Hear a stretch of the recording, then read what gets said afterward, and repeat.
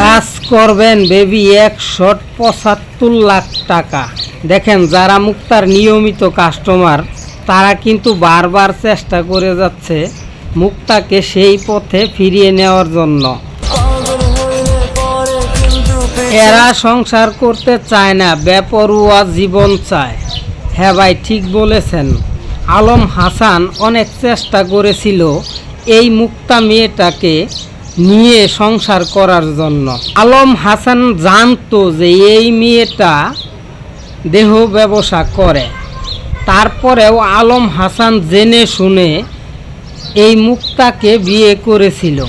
মুক্তা কিন্তু রাজি হইতো না বিয়ে বসার জন্য, কারণ দেহ ব্যবসা করে যেই পরিমাণ টাকা পাওয়া যায় এবং মনে করবেন স্বাধীন জীবন, একদম স্বাধীন জীবন, শাসন করার মতো কোনো মানুষ নাই, শুধু টাকা কামাও আর মাস্তি করো। মুক্তা রাজি হয়েছে শুধু কারণ একটাই, যেই সময়টাতে জুলাইয়ের আন্দোলন চলতেছিল সেই সময় ঢাকা শহরের সমস্ত আবাসিক হোটেল বন্ধ হইয়া গেছিল।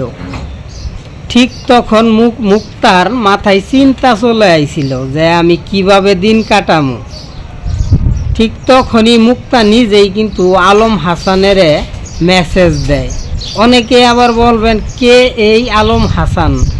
জনপ্রিয় একজন কন্টেন্ট ক্রিয়েটর আলম হাসান, যার আগেও 2 জন স্ত্রী ছিল।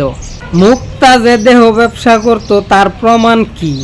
অনেকেই চিন্তা করবেন না, এই দেখেন প্রমাণ।